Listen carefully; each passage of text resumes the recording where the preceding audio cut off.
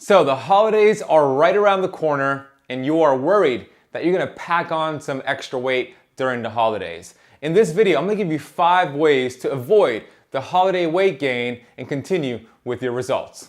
Let's do this.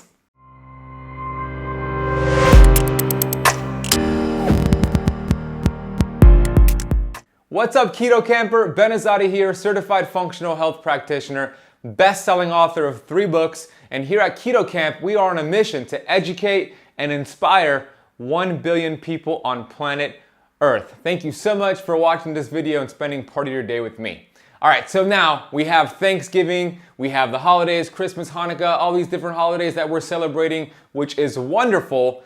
But what happens is a lot of people fall off track during the holidays. If you're following a ketogenic diet, you know that holiday food is the exact opposite of a ketogenic diet lifestyle. So I'm gonna give you 5 ways here. These are simple hacks for you to incorporate during the holidays to prevent the holiday weight gain and continue with your results, whether it's weight loss and just feeling damn good and all of the results you are trying to achieve. You'll get that in this video.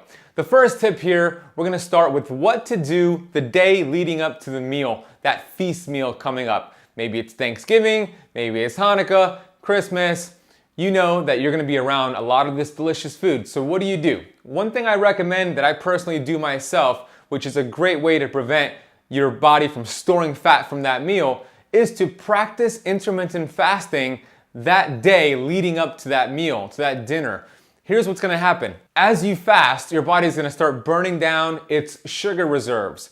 I also love throwing in a fasted workout that same day because that'll really ensure that you burn through your glycogen stores. The body stores about 2,000 calories in the form of sugar, glucose, in your muscle cells and your liver cells. So as you practice intermittent fasting that day leading up to your feast meal, and then you throw an exercise, a workout on an empty stomach, you're gonna deplete those glycogen stores, and then when you go and you feast, you're simply gonna replenish those stores and store less of that as body fat and use it for energy. So that's your tip number 1. Practice intermittent fasting the day leading up to that meal, and if you could throw in some exercise on an empty stomach that day, even better. Now, you're at the dinner table, you're about to feast, you're fasted, you exercise, now what do? Here's tip number 2 for you. This is a simple activity that you perform before you feast, and it prevents you from storing fat and it helps you use that food for fuel instead. Perform 50 squats before your feast meal. What happens is when you perform 50 squats before a large meal, you activate something called the GLUT4 transporter.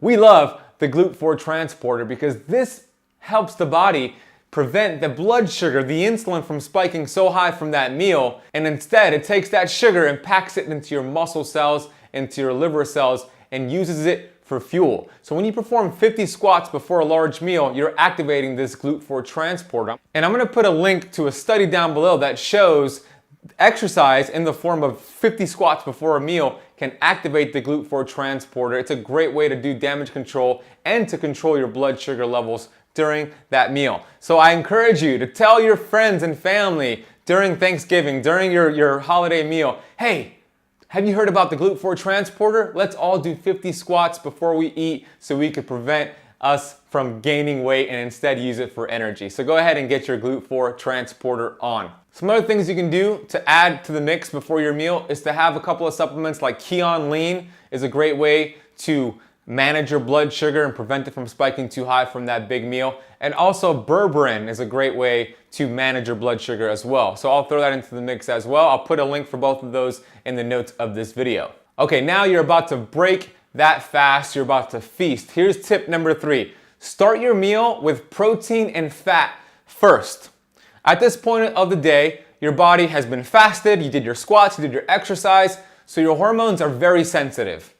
2 thumbs up, we love sensitive hormones. However, if you break the fast right away with carbohydrates and fat, you're gonna spike glucose. Insulin is gonna be very efficient at taking that glucose and opening up your cells to push the glucose into the cells because you are sensitive right now, your hormones are sensitive. This is great, but if you have a combination of carbohydrates and fat, then the fat will follow along with it and it might cause you to gain weight. So we don't want that. So this is important for you to understand. Start your meal with protein and fat, not carbohydrates. Another thing that's going to happen here is going to help you become full faster. Then towards the end of your meal, maybe for dessert or maybe towards the end of that meal, you could have your carbohydrates, but break your fast with protein and fat. It's going to go a long way with your weight loss efforts. So you just finished that meal, you stuffed yourself, you enjoyed yourself. Now what do? Tip number 4, go for a 10-minute walk. A study showed a 10-minute walk after a large meal resulted in a 22% decrease in blood sugar levels. This is a great way to manage your glucose, to manage your blood sugar, so you can get right back into ketosis the following day. So tell your friends and family after you're done eating, hey, let's go for a 10-minute walk. Let's get some fresh air. Let's prevent this food coma that so many people get during the holidays. If you go for that 10-minute walk and you can make it 20 or 30 minutes, you'll do a great job at regulating your blood sugar. I'll put a link for that study down below. It's really fascinating and it's a simple activity that you can do right after you feast. The 5th and final tip is coming up for you. If this video has been helpful for you here on YouTube, please hit that thumbs up button and subscribe to the Keto Camp YouTube channel. We release a video every other day here on the Keto Camp YouTube channel, so make sure you subscribe and hit the bell. The 5th tip is to simply enjoy yourself during the holidays. Be present, don't feel guilty. Enjoy yourself, enjoy the friends, enjoy your family. Always remember this, it is not about the setback, it's always about the get back. When you feel guilty and angry and frustrated because you cheated on your diet during the holidays, that guilt and resentment makes things worse. When you're stressing out over it, it makes things worse. So just forget about it. What's done is done. The following day after you feasted, go right back into your routine.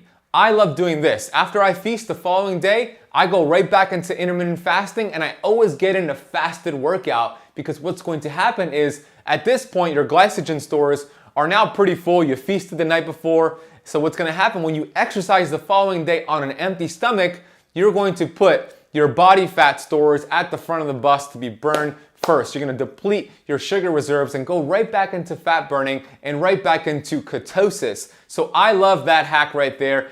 Get in your fasted workout the day following your feast meal during the holidays. If you want some guidance during the holidays to keep you on course, to keep you on track, I'd love for you to consider joining my Keto Camp Academy. I'm offering a 7-day free trial for the Keto Camp Academy. It's an online program. You get 100+ videos. You get a monthly coaching call with me. You get over $600 worth in keto meal plans. You get an amazing community of keto campers and so much more. Head over to ketocamp.academy.com. Get signed up for that free 7-day trial.